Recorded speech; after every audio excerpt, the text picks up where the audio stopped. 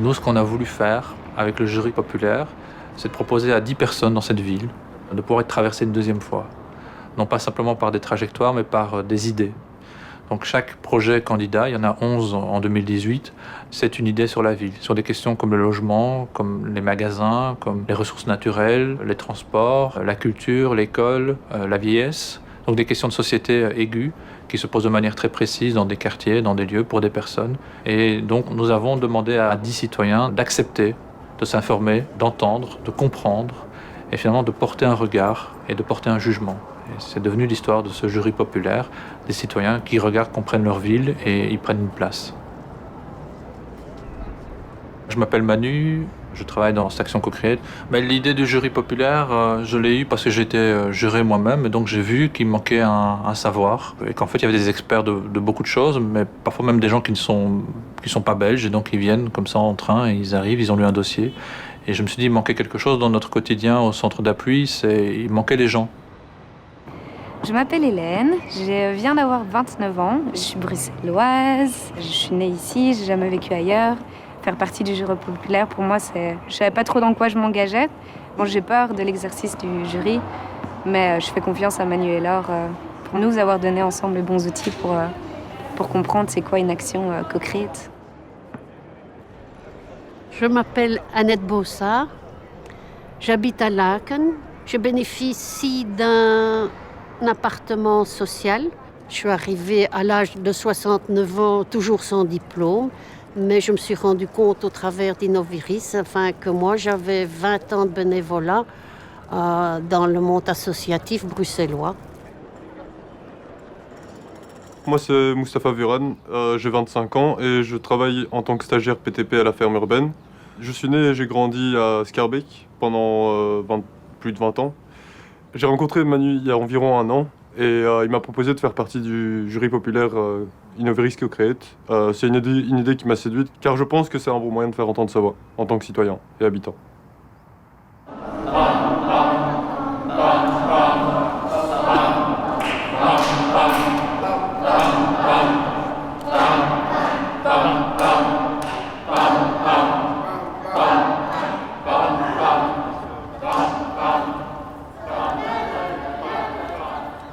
Voilà. Et ça, le truc, c'est que tu peux pas juste te casser dans la nature et faire ton machin, ça marche pas. Ah oui, et du coup, ici, c'est le coin de Christie, on va passer par là, tout le temps. Ici, c'est le coin de Christie, c'est... dans les marécages, attention. Moi, je suis pas venu équipé. Hein. C'est le côté tisanerie. Elle est en mode... elle fait que des fleurs. Donc ici, c'est vraiment que des fleurs sur toutes les planches. Là-bas, il y a des vivaces. Christie. C'est une des formatrices. Ah oui, c'est ça, ce que tu me montres. J'ai dit, le gars, il aime tellement la nature qu'il leur donne des prénoms. Ouais. Non, c'est sa zone à elle. Elle fait du thé avec. D'accord, ça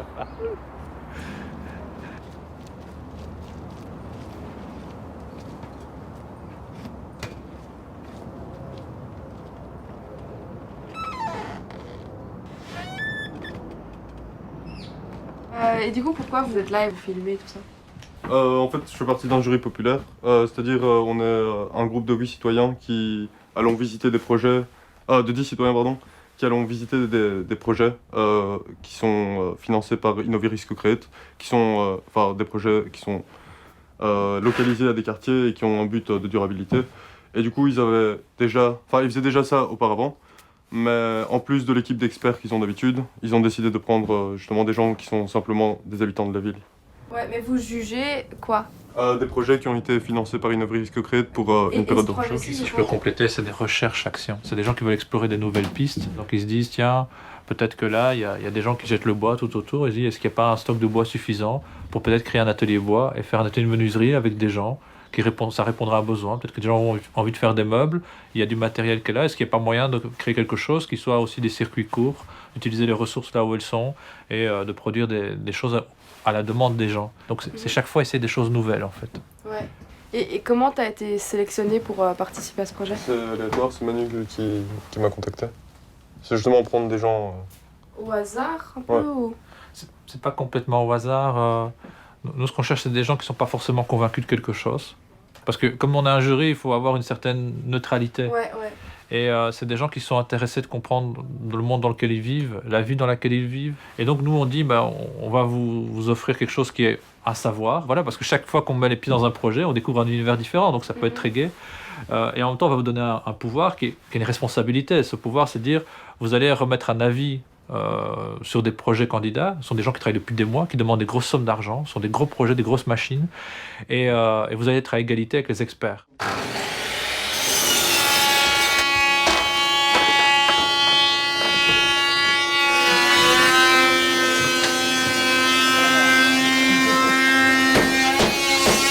Ici, on a la visite de Hélène, Annette et Mustapha. Et donc, eux, ils découvrent, ils connaissent un peu l'action Co-Create, mais ils ne connaissent pas précisément le projet WIM. Est-ce que tu peux en dire quelques mots? Oui, je peux en dire quelques mots.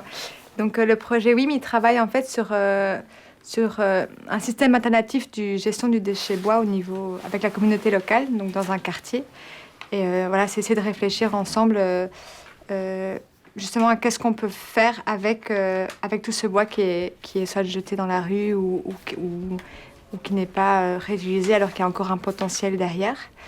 Et on veut travailler cette question avec les habitants de ce quartier. Et quand je dis ce quartier ici, en l'occurrence, c'est le quartier Evart. Donc on est situé à côté des abattoirs d'Anderlecht. Au fond, il y a une grande partie des projets, ils sont appropriés par les habitants du quartier. Et c'est aussi au projet Co-Create de savoir réagir par rapport à cette appropriation. Moi, je me demandais, il y a un truc qui m'a frappée depuis que ça fait 30 minutes que je suis ici. C'est en vous entendant parler, c'est les habitants. Il y a un habitant qui est arrivé. Je vous présente Adam, un habitant du quartier. Et donc, du coup, vous mettez vraiment en avant cette position d'habitant.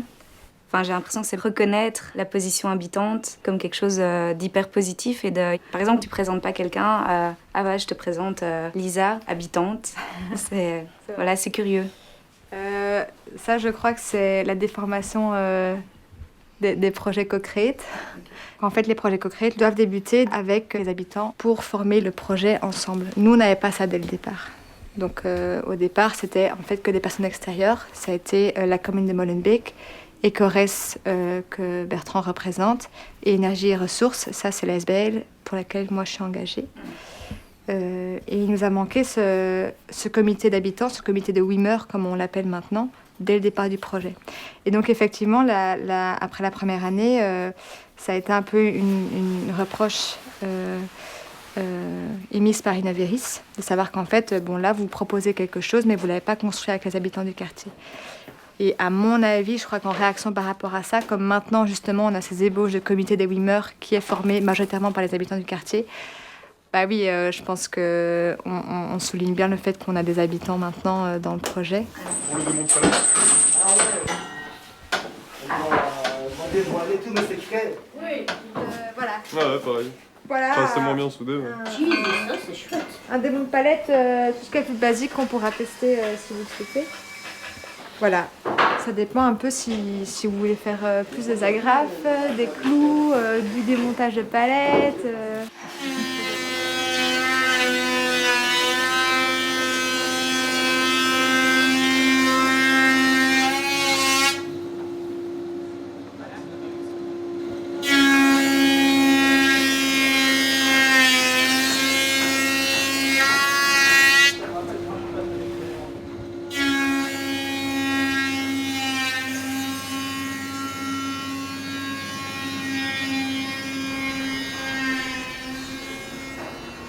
Est-ce que tu te souviens de la première rencontre qu'on a fait avec ce groupe, justement? Bah mec, moi je t'avoue, je suis pas trop à l'aise avec les... Enfin, je sais pas, j'ai du mal à... Enfin, t'as dû le remarquer, j'étais vachement rigide et même ton truc de... Moi, honnêtement, ce genre de truc... Et ici, ils essaient de faire pareil, ils font une petite météo des humeurs d'entrée et de sortie. Et ce jour-là, quand même, t'avais beau, lors de la première rencontre, en avril-mai, t'avais beau être un peu tendu, t'as joué un rôle vraiment important, un peu bascule aussi. C'est que tu te souviens, peut-être, c'était juste avant que vous deviez rencontrer des projets existants. Parce qu'on se disait, on va alterner la théorie et le concret, on va dire, l'action co-créate, c'est à la fois des concepts, la notion de co-création, la notion de résilience, etc. Mais en même temps, vous allez aller voir des projets concrètement pour se dire, tiens, c'est quoi la ville avec ces projets, quoi. Et donc, on avait expliqué ces projets. Et après avoir expliqué les 8 projets, on a un peu dit, mais tiens, comment ça se passe pour vous? Et là, je me souviens que la majorité, je pense que c'était 5 sur 7, on dit je crois que vous êtes trompé en fait. Je me souviens beaucoup d'Annette d'ailleurs qui Il y disait a beaucoup de gens qui sentaient une trop grosse pression. et c'est toi qui as pris la parole. Et moi, je me souviens que dans ton style très particulier, tu as dit les gars, je crois que vous prenez trop la tête. Je pense que ce que Laure et Manu ont envie, c'est simplement qu'on prenne notre place et qu'on ne soit pas... on ne doit pas être dépositaire d'un savoir, on ne doit pas savoir des choses à l'avance. On doit juste aller visiter des projets, remettre un avis depuis ce que l'on est, quoi. Et c'était exactement ça. Merci. Le 23 février, tu fais quelque chose ? Non, Alors on va aller danser ? c'est-à-dire. Ouais, c'est aussi compliqué que le jury populaire, mais tu vois, Annette,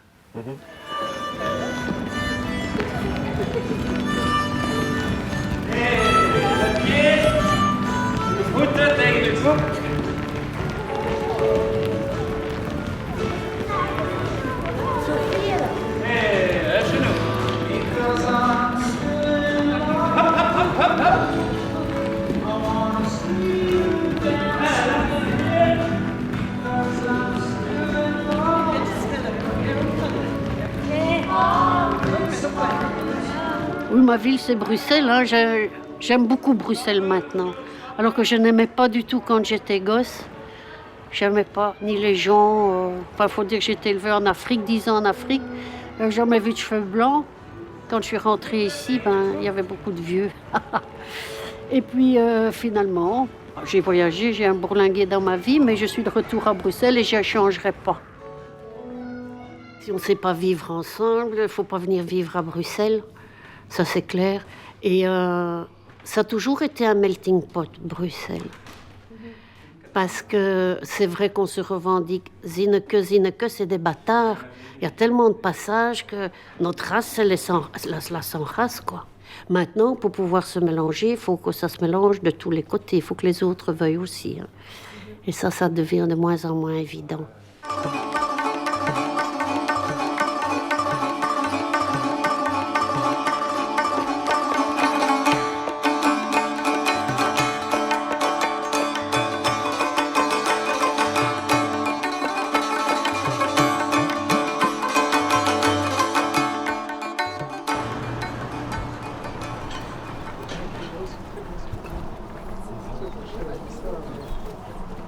On va parcourir le projet assez rapidement, puis présenter les gens autour de la table. Et puis, comme il y a dans le projet beaucoup de commerçants, on va aller faire un tour dans le quartier. Le point de départ, ça vient de la concentration économique et tout se concentre. Ça se voit clairement dans les commerces également, où on a de plus en plus de chaînes et les shopping centers, tout ça se développe. Et tout ça, finalement, c'est pas trop grave en tant que tel, si ce n'est que ça impacte les commerces dans les quartiers. Et donc, c'est une tendance qui fait que les quartiers s'appauvrissent en commerce et donc on perd cet équilibre qui fait qu'il y a une vie de quartier, l'équilibre entre les habitants, les associations et les commerçants. Et donc c'est en partant de ce côté-là, on s'est dit voilà, si cette tendance continue ou s'aggrave, les commerces disparaissent, les cités deviennent des cités dortoirs et on arrive à une concentration, un zoning de la ville avec de moins en moins de résilience, puisqu'on perd tous les endroits de fourniture, on perd les réseaux locaux, des quartiers, tout ça. On est parti du principe qu'il y avait moyen de changer un peu la logique, et ce qu'on appelle la logique de quartier inclusif, c'est-à-dire intégrer beaucoup plus les habitants, les commerces et les associations, parce que tout ce petit monde général travaille tout à fait en parallèle. Le deuxième objectif, c'est de travailler un peu sur la valorisation de ce qui existe dans le quartier, donc pouvoir augmenter la production locale et aussi d'aider les commerces dans cette logique commerciale pure qu'on voit. Et c'est d'ailleurs pour ça qu'on est typiquement sur ce type de quartier. C'est pour ça que le projet s'appelle Small Brussels is Beautiful aussi, parce qu'on est sur du small, donc on est à l'échelle d'un quartier, et on est aussi dans des quartiers où il y a pas mal d'habitants, beaucoup d'habitants et quelques commerces. Voilà, et ça c'est tout à fait l'autre quartier, c'est Calvoute. Vous allez voir, c'est vraiment deux réalités complètement différentes. Mais ici on voit des maisons qui ont encore ces grandes vitrines mais qui sont devenues vides parce que voilà, les commerces se sont fermés. Et donc du coup il n'y a plus de passage de là à là parce que tous les commerces qui quelque part amenaient de l'un à l'autre ont disparu. Et donc voilà, ils ont essayé, l'association, de contacter ces commerçants aussi pour voir ce qu'ils pouvaient faire pour quelque part essayer d'unifier. je sais pas si... Alors ça, c'est super intéressant aussi, quelque part, parce qu'on ne sait pas si c'est possible d'unifier, on ne sait pas de quel point c'est désirable, mais il y a une volonté d'essayer aussi.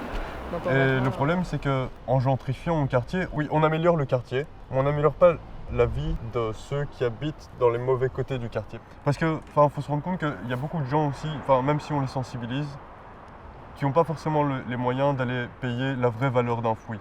Donc de payer le labeur qu'il y a derrière ce fruit. Ce qui est intéressant, c'est qu'il y a un quartier justement qui est vraiment un quartier avec des commerces qui sont là depuis toujours assez défavorisés, tout ça. Et il y a l'autre quartier qui tire plus vers la gentrification. Donc c'est intéressant parce qu'on a vraiment les deux ici. C'est pas un quartier qui se gentrifie ici, mais on peut peut-être aller faire un tour.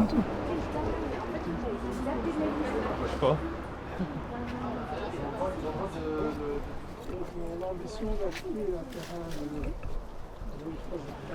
Oui, Anaïs. Merci.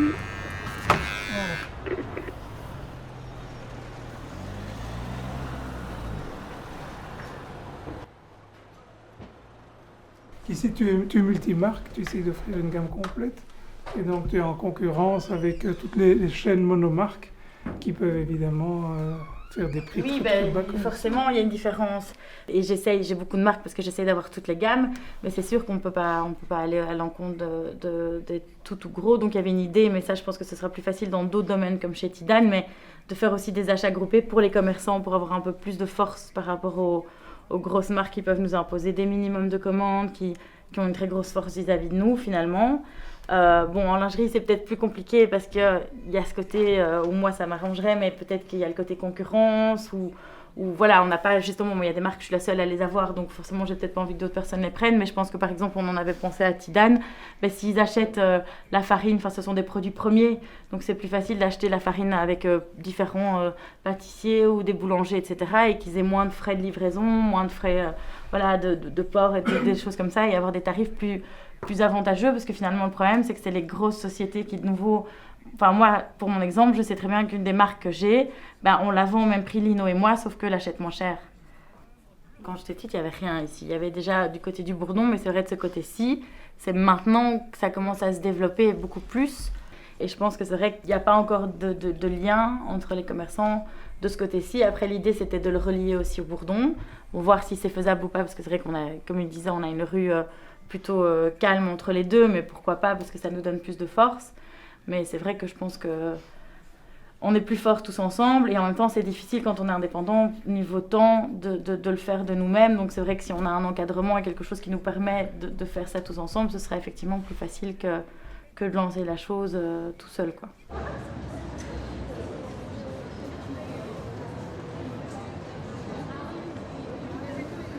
Faire partie du jury populaire, pour moi, c'est...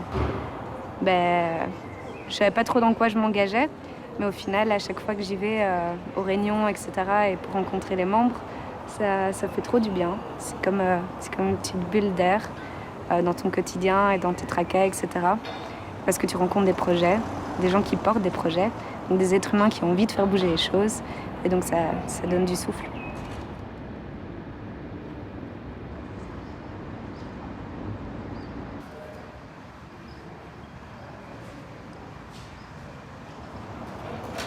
Moi, j'ai grandi ici, mais j'ai jamais parlé néerlandais. Et puis là, quand je me retrouve sur le marché de l'emploi, on me demande de parler néerlandais. Et du coup, il y avait de la frustration aussi, de ne pas savoir parler la langue de mon pays qui est la plus parlée. Mais maintenant, je suis ces cours de néerlandais et c'est trop chouette parce que c'est marrant d'apprendre une langue. C'est stimulant pour l'esprit, puis tu sors de ton quotidien, tu fais d'autres choses. Ouais, je crois que c'est pour ça que je le fais. Pour me sentir plus belge peut-être, encore. Ouais.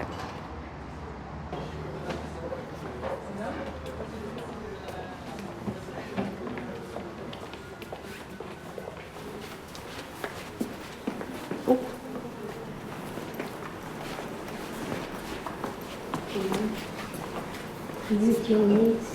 C'est là ou bien vous savez où c'est? Toujours ici?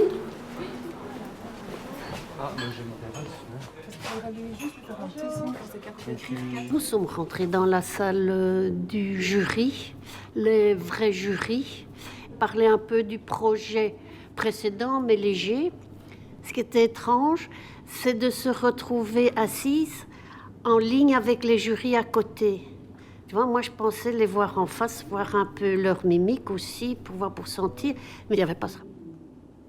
Les personnes du projet qui venaient, ils ont dit, voilà, il y aura 20 minutes pour vous présenter le projet et il y aura 20 minutes de débat-réponse. Ce qui était étonnant, c'est qu'au jury, ils ont parlé moins compliqué, plus simplement que quand ils nous avaient reçus. En tant que lambda, le fait de voir les projets avant le jury, c'est sine qua non. Parce que moi qui ai des bêtes questions, je peux les poser quand je les vois.